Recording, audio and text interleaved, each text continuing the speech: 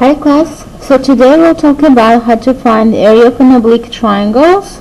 So in order to do that, first let's identify what is an oblique triangle. So far we talked about right triangles. I know you talked about in your geometry classes about oblique and acute triangles. So I will just list the characteristics of oblique triangles. So first of all, it should be a triangle with no 90-degree angle. Second of all, it can have one obtuse angle, which is an angle greater than 90 degrees, and two acute angles. And acute angles are less than 90 degrees. Okay. A third possibility for characteristics of oblique triangle, it can have three acute angles.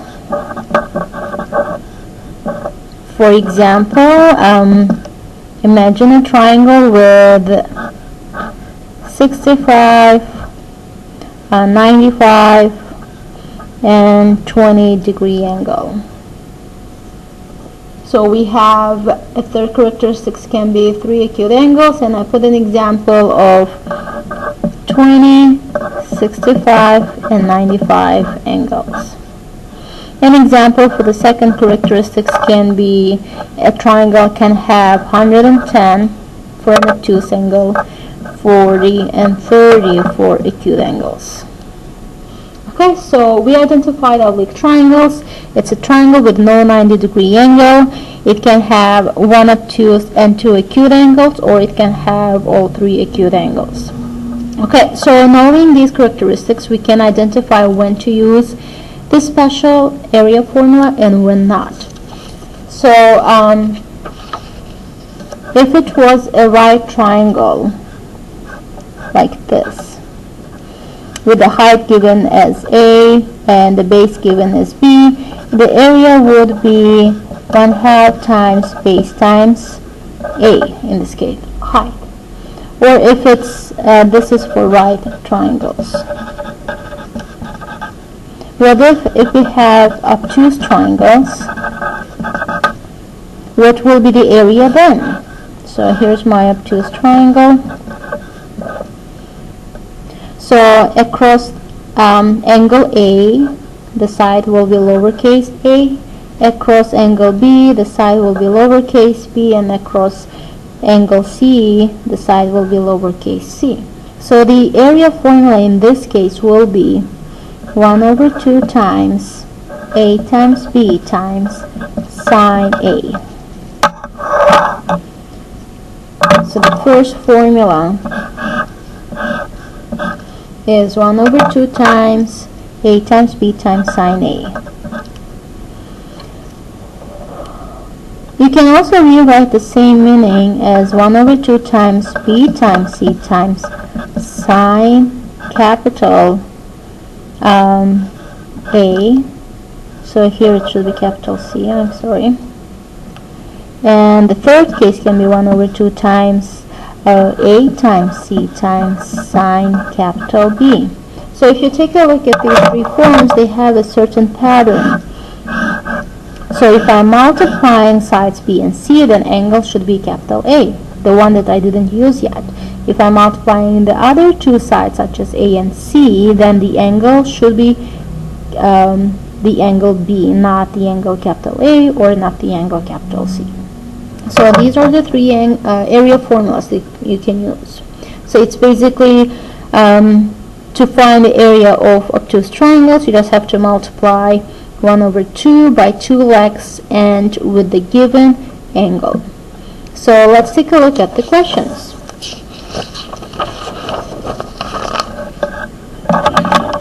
So it says find the area for a triangular lot having two sides of length 90 and 52 meters and included angle of 102. So you can imagine this case as an obtuse triangle with 102 angle degree and with two legs being 90 meters long and 52 meters long. And we just have to find the area for this triangular lot. So area will be 1/2 times 2 given legs lengths times given angle sine 52. All we have to do is just type into the calculator. Okay, so we have 0.5 times 90 times 52 times sine 102. I have a typo writing. And that will be 2,288.87 rounded. I can write the answer. It's 2,288.87 meters squared. Okay, so it's just pretty simple, straightforward.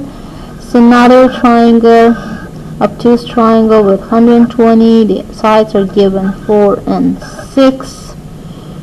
So then area will be 1/2 times 4 times 6 times sine 120. And we just have to type that into the calculator. So 0.5 times 4 times 6 times sine 120. And that's rounded 10.4. So the area for this shape will be 10.4 units squared. Right? It's very simple. Okay, so another triangular garden, which is between two intersections. Okay, so let's assume that that's first street and that's the second street, and they intersect at angle 72 degrees if the sides of the lot are 200 feet and 240 feet. What is the area of this lot? So we have a triangle, so another substitution of the given sides and the given angle, and you'll get your answer. So we let's clear this. 0.5 times 200 times 240 times sine 72, and I got 22,825.4, and that's rounded. And we can write the answer. So as you can see, in order to solve, sometimes it's better to sketch just to visually see what's given and what's missing. Sometimes you have to find an angle first, and for that reason you may use the given sides. So if you have any questions, post your questions under the comments, and don't forget to do the survey portion of this lesson. And if you have any other questions, you can just email me. Thank you.